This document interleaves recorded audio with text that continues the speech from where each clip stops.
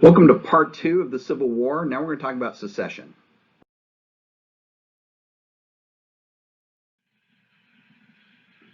After the election of Abraham Lincoln, Southern states are going to begin to move to secede, right? And it's going to begin with South Carolina, right? Like I said, this is ground zero for all this. On December 20th, 1860, South Carolina is going to vote 169 to nothing to secede from the United States, saying the Constitution doesn't represent us anymore, we're leaving. It'll be the first state, and then other ones will follow.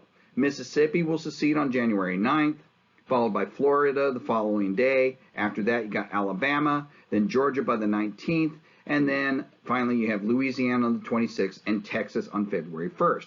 So you have 7 southern states, the deepest southern states, have all voted to secede from the nation, right? Okay. These 7 southern states are going to get together in a delegation that's going to meet on February 4th in Montgomery, Alabama. And there they're going to create a government. They're going to call themselves the Confederate States of America, and they're going to begin preparing a constitution. They're going to elect Jefferson Davis, the former Secretary of War and U.S. Senator from the state of Mississippi, to be the new president of the Confederate States of America. Georgian Stephen Alexander will be vice president, and literally the die is cast here. Meanwhile, Abraham Lincoln's watching all this happen, right? And he's only president-elect. He's not even president yet, and he's just watched 7 states leave the Union.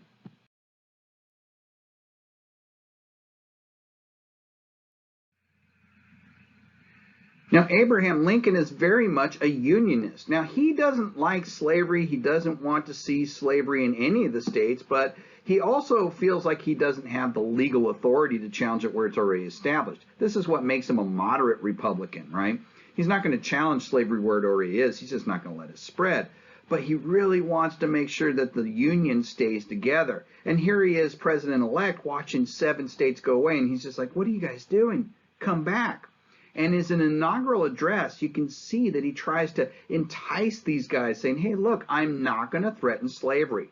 In his inaugural address, he says, apprehension seems to exist among the people of the southern states that by the ascension of a Republican administration, that their property and their peace and their personal security are to be endangered. There has never been any reasonable cause for such apprehension. I have no purpose directly or indirectly to interfere with the institution of slavery in the states where it exists. I believe I have no lawful right to do so. Remember Article 4, Section 2 of the Constitution, and I have no inclination to do so. So he continues, in your hands, my dissatisfied fellow countrymen, and not in mine, is the momentous issue of civil war. The government will not assail you. So he's telling them, guys, come back. We're not going to attack you. We're not going to attack the institution of slavery where it's already exists. I'm just not going to let it spread. Okay? Come back to the fold.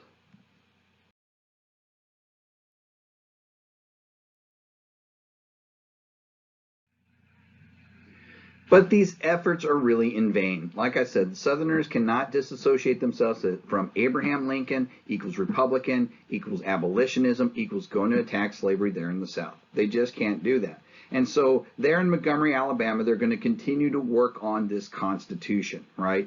Lincoln will take the inaugural oath of office there on the 4th of March. He'll make that plea to the South.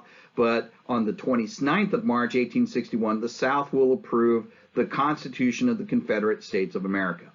And when you read this, it reads pretty much like the U.S. Constitution. There are some key modifications to it. Like, for example, it removed any reference to collective interest to reinforce individual rights of the states. In other words, it was more heavily weighted towards state authority, right? It used the words slave and slavery. It actually didn't dance around it with terms like service and labor, right? And it added this phrase. It says, no bill of attainder or ex post facto law or law denying or impairing the right of property in Negro slaves shall be passed. So it explicitly guarantees African slavery, right, in the Confederate States of America, right? So it'll be ratified there on the 29th of March, 1861, and go into effect on the 22nd of February of 1862.